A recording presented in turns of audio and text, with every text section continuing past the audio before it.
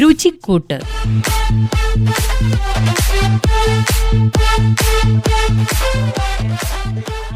രുചിക്കൂട്ടിലേക്ക് എല്ലാവർക്കും സ്വാഗതം.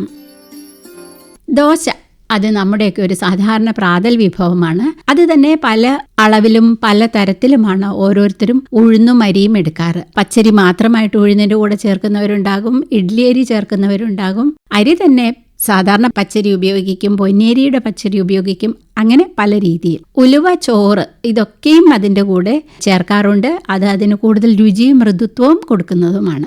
നമുക്കിന്ന് ചെറുധാന്യങ്ങൾ അഥവാ മില്ലറ്റ് എങ്ങനെ ഉപയോഗിക്കാമെന്ന് നോക്കാം. തിന, ചാമ, വരക്, അതായത് foxtail millet, little millet, kodo millet, barnyard millet ഇങ്ങനെയൊക്കെ കടകളിൽ കാണാം. ഒക്കെ ഈ ദോശ ഉണ്ടാക്കാനും ഉപയോഗിക്കാം. ഒരു 2 ഗ്ലാസ് പച്ചരി, 1 ഗ്ലാസ് മില്ലറ്റ്, 1 ഗ്ലാസ് ഉഴുന്ന്, പിന്നെ ഒരു ഗ്ലാസോളം അവിൽ, കുറച്ച് ഉലുവ, ഇത്രയും ചേർത്തിട്ടുണ്ടാക്കിയാൽ വളരെ രുചികരമായ, ഗുണപ്രദമായ, പോഷകസമ്പുഷ്ടമായ ദോശ കിട്ടും.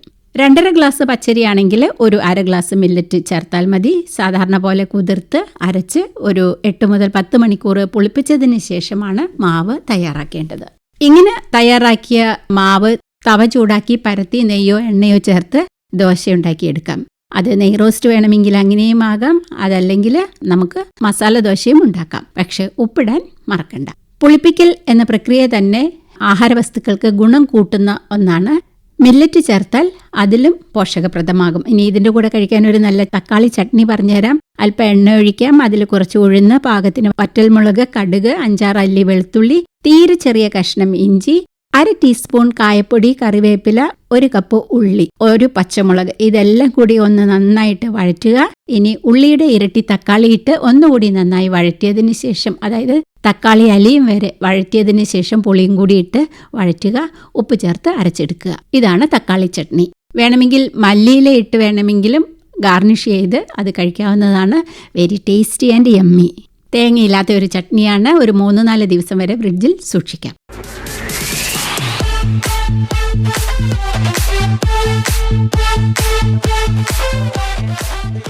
രുചിക്കൂട്ട്.